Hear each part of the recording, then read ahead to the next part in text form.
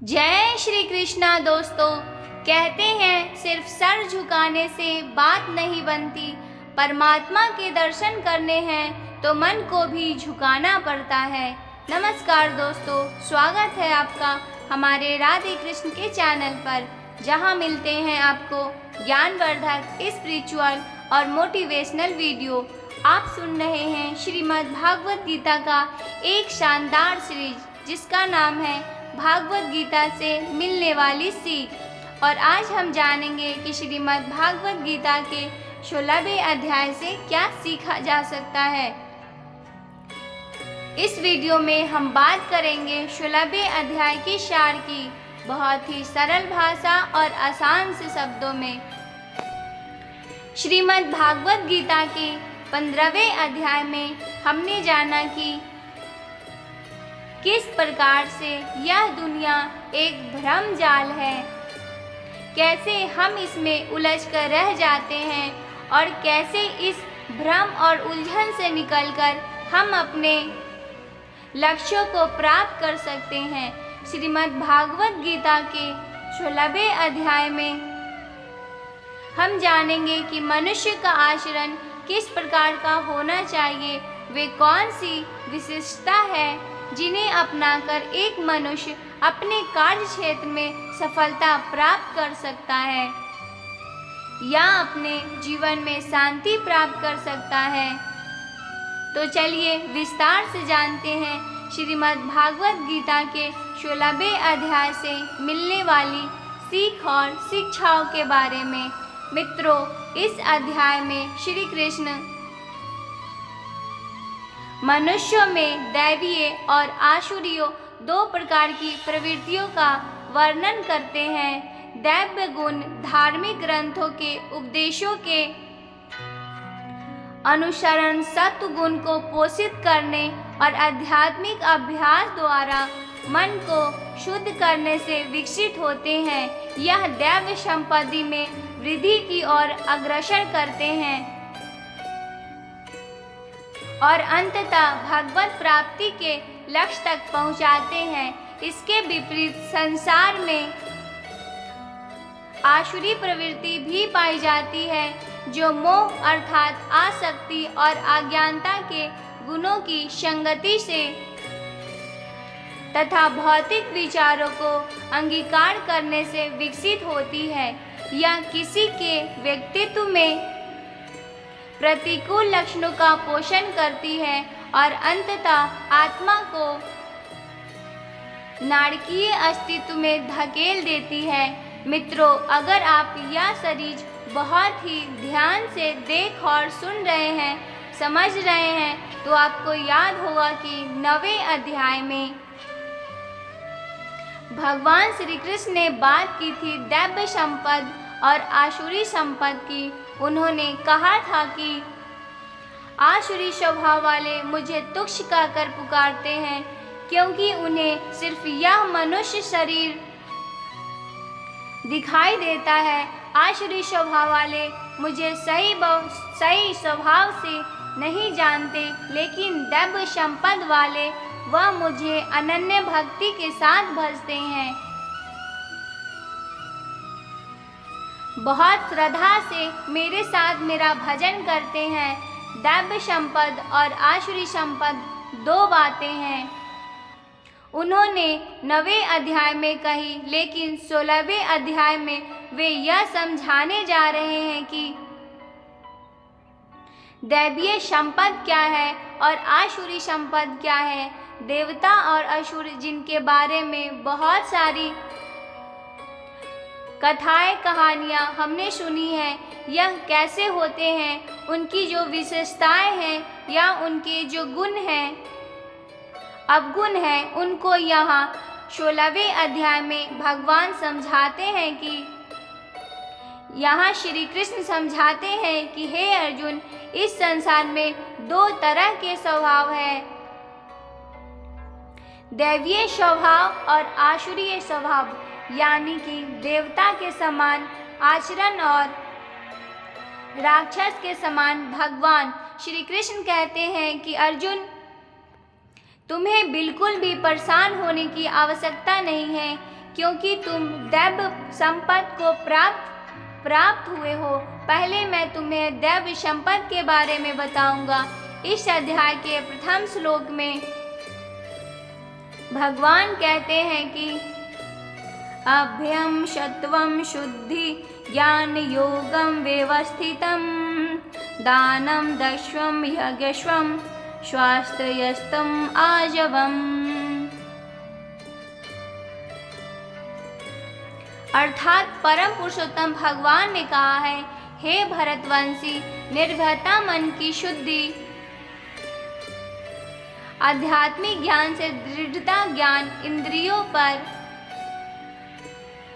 निरंतर यज्ञों का अनुष्ठान करना, धार्मिक पुस्तकों का अध्ययन, तपस्या और अस्पष्टवाद दैव संपत्ति के लक्षण है। भगवान कहते हैं कि दैवीय संपत्ति जिनके अंदर होती है, जो देवताओं जैसा व्यवहार करते हैं, उनमें भय का अभाव होता है। वह निडर होते हैं, निर्भय होते हैं, उनमें अंतःकरण की शुद्धता होती है। अतः उनका जो अंतःकरण है वह शुद्ध हो जाता है। उनके अंदर ध्यान के लिए दृढ़ स्थिति होती है। जब वह ध्यान में बैठते हैं तो फिर उनका मन ध्यान में लग जाता है, इधर उधर मन चंचल नहीं होता है। वह सर्वस्व का समर्पण कर देते हैं और तन मन धन से भक्ति में लग जाते हैं। इस प्रकार कभी भय न करना, अपने मन को शुद्ध रखना, हमेशा परमात्मा को ही प्राप्त होगे। इंद्रियों को वश में रखना, धर्म ग्रंथों का पाठ करना, किसी भी जीव को कष्ट नहीं देना, हर तरह की परिस्थिति में संभव रहना, हर जीव को बराबर समझना, कभी क्रोध और मोह न करना, क्षमा करना, धैर्य रखना और यहाँ तक कि अपने ही गुणों का भी सम्मान नहीं करना दैव संपदा है। मित्रों, यह अध्याय दिव्य प्रकृति के दैव गुणों से संपन्न गुणात्मा के निर्गुण से प्राप्त होता है। आगे इसमें आसुरी गुणों का वर्णन किया गया है, जिसका अति सतर्कता के साथ त्याग करना चाहिए, क्योंकि यह आगे आत्मा को पुनः अज्ञानता और संसार अर्थात जीवन और मृत्यु के चक्र की ओर खींचता है। आगे भगवान कहते हैं कि द्रवभूतो सर्गो लोके आश्विवन दैव आशुर एव चर देवो विस्त्रवसा प्रवक्ता आशुरम पार्थे में श्रीष्णु। अर्थात संसार में दो प्रकार के प्राणी हैं, एक वे जो दैवीय गुणों से संपन्न है और दूसरा वे जो आसुरी प्रकृति के हैं। मैं दैवीय गुणों का विस्तार से वर्णन कर चुका हूँ। अब तुम मुझे आसुरी स्वभाव वाले लोगों के संबंध में सुनो। साथियों, आसुरी संपत्ति के बारे में भगवान श्री कृष्ण बताते हैं कि हे अर्जुन, घमंड, क्रोध, सांसारिक आसक्ति, घृणा, अज्ञान, वासना है। ईर्ष्या करना और शरीर को इंद्रियों में वश में रखना आसुरी स्वभाव है। आसुरी स्वभाव वाले ना तो सम्मान से बात करते हैं और ना ही सत्य बोलते हैं। बुरे कर्मों से जिनका स्वभाव पूरी तरह से नष्ट होकर बुद्धि मंद हो चुकी है और जो इस संसार में सिर्फ विनाश का ही कारण बनते हैं, इन व्यक्तियों की इच्छाएं कभी पूरी नहीं होती।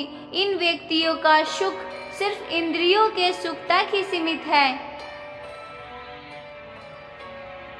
वे हमेशा और अधिक वस्तुएं प्राप्त करने में ही लगे रहते हैं। वे हर काम को करने वाला खुद को ही मानते हैं। वे सिर्फ दिखावे के लिए धर्म और दान करते हैं। हे अर्जुन, दैवीय स्वभाव से मुक्ति मिलती है, जबकि आसुरी स्वभाव से बंधन उत्पन्न होता है। आसुरी स्वभाव वाले को तो मैं बार बार असुरों का ही जन्म देता हूँ। इस तरह से आसुरो प्रवृत्ति वाले हमेशा नीचे ही गिरते रहते हैं। हे अर्जुन, काम, क्रोध और लोभ यह नरक के ही 3 द्वार है, इसलिए इनको जितना जल्दी ही छोड़ देना चाहिए। जो भी मनुष्य इन तीनों नरक के द्वारों को छोड़ देता है, वह तो फिर मेरे ही आश्रय में आता है। इसलिए अर्जुन, तू शास्त्रों सहित इस दैव्य स्वभाव को प्राप्त करके आगे बढ़ता जा। इसके अंतिम श्लोक में भगवान कहते हैं, तम क्षमा शास्त्रम प्रणायम ते कार्यकाया व्यवस्थितो ज्ञात्वा शस्त्र विनोदकंतम कर्म कुर्ते मिह हर्षि। अर्थात क्या करना चाहिए और क्या नहीं करना चाहिए,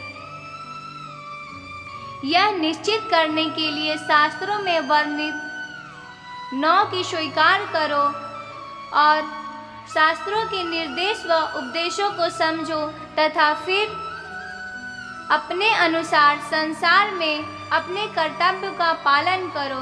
श्री कृष्ण इस अध्याय का समापन करते हुए बताते हैं कि क्या किया जाना चाहिए और क्या नहीं किया जाना चाहिए। इसका निर्णय करने का अधिकार केवल वेद शास्त्रों को ही माना जाता है। अतः हम भी वेदों के वाक्यों को स्वीकार करना चाहिए। हमें इन वैदिक शास्त्रों के विधि निर्देश को समझना चाहिए और तदा अनुसार इस संसार में अपने कार्यों का निष्पादन और दायित्वों का निर्वहन करना चाहिए। दोस्तों, दैवीय स्वभाव और आसुरी स्वभाव दोनों हमारे हृदय में ही रहते हैं और लगातार हमारे व्यवहार और आचरण को प्रभावित करते रहते हैं। कभी आसुरी संपद जब आ जाती है तो हम आसुरों जैसा व्यवहार करने लगते हैं और जब दैवीय संपद आ जाती है तो फिर हम देवताओं जैसा व्यवहार करने लगते हैं। अतः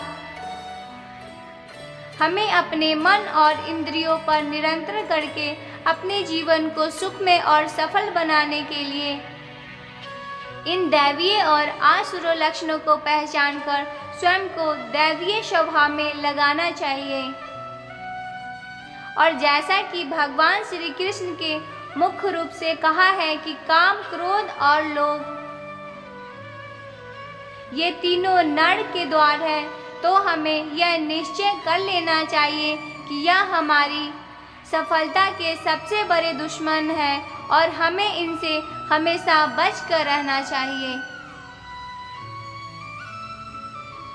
मित्रों, श्रीमद् भागवत गीता के इस अध्याय से आपने क्या सीखा, हमें कमेंट करके ज़रूर बताएं। वीडियो को लाइक और शेयर करें और चैनल को सब्सक्राइब करके घंटी ज़रूर बजा दें। जय श्री कृष्णा। राधे राधे।